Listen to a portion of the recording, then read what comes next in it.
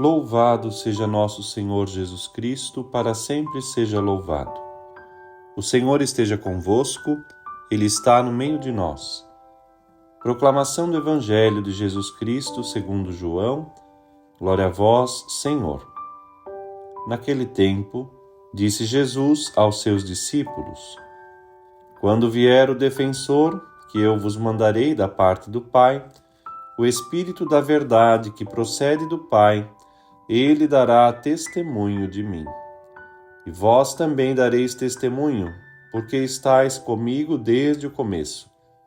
Eu vos disse estas coisas, para que a vossa fé não seja abalada.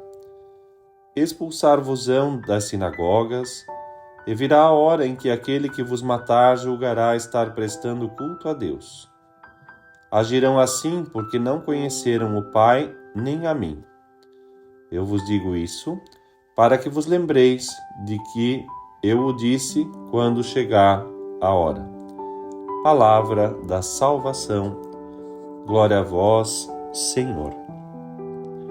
Meu irmão, minha irmã, hoje temos a alegria de meditar os versículos que concluem o capítulo 15 de São João e o início dos primeiros versículos do capítulo 16.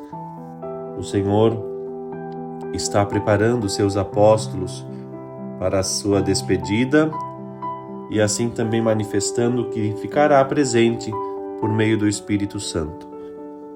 E de modo que os apóstolos recebem um encargo de dar testemunho de Cristo. Eles foram testemunhas de Cristo, a bem da verdade, durante toda a sua vida pública, da morte, da ressurreição. E isso, inclusive, foi a condição para que eles pudessem fazer parte do chamado colégio apostólico. E depois, com a substituição de Matias, que substituiu Judas. Mas também é fato que, com a vinda do Espírito Santo, se inicia de um modo muito mais profundo e maduro a pregação pública dos 12 e, assim, o início da vida da Igreja. Nós, cristãos, devemos também ser testemunhas vivas de Cristo. A Igreja inteira é um testemunho de Cristo. E a nossa missão enquanto Igreja se realiza mediante a atividade ligada a Cristo, ou seja, obedecendo aos seus mandamentos, movidos pela graça e pela caridade do Espírito Santo. A Igreja ela pode atuar, pode levar a mensagem atual do Evangelho e conduzir as almas à fé pela liberdade, movendo assim a graça da paz de Cristo.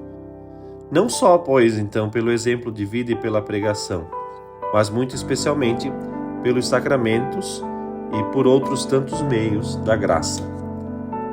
E no início do capítulo 16, quando nosso Senhor começa dizendo: Eu vos disse essas coisas para que a vossa fé não seja abalada, vocês serão expulsos das sinagogas e coisa do tipo, está o Senhor ali, alertando para os seus que haverá muitas situações das quais terão que saber enfrentar com um espírito verdadeiramente cristão.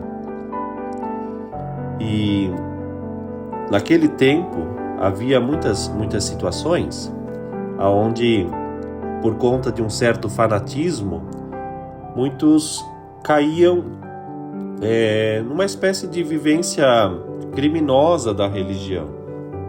Por exemplo, vale lembrar o que aconteceu aos judeus que perseguiram Jesus até a morte, depois perseguiram a igreja. Outro caso típico desse falso zelo da religião que causa a morte foi o caso de Paulo de Tarso, conhecemos muito bem nos Atos dos Apóstolos. É verdade que ele, depois que reconheceu o seu erro, também se converteu e se tornou um dos mais fervorosos. E por isso o Senhor predisse, como de fato aconteceu, que a igreja sofreria repetidas vezes o ódio fanático e diabólico. E não diferente hoje. Ainda hoje, a igreja muitas vezes sofre a tentação, sofre a perseguição. Mas nosso Senhor nos orientou, nos encheu de coragem ao dizer que devemos ser o grão de mostarda, que devemos ser a porção de fermento. E assim, contemplar a beleza da força, mesmo daqueles que nos perseguem, mas a graça de Deus que faz a igreja ir adiante. As perseguições fazem parte daqueles que seguem o perseguido, mas elas não são motivo para o desânimo. Antes, sim, são ocasião para mostrar a nossa fé. Que Deus nos ajude a perseverar e que não desanimemos. Deus te abençoe.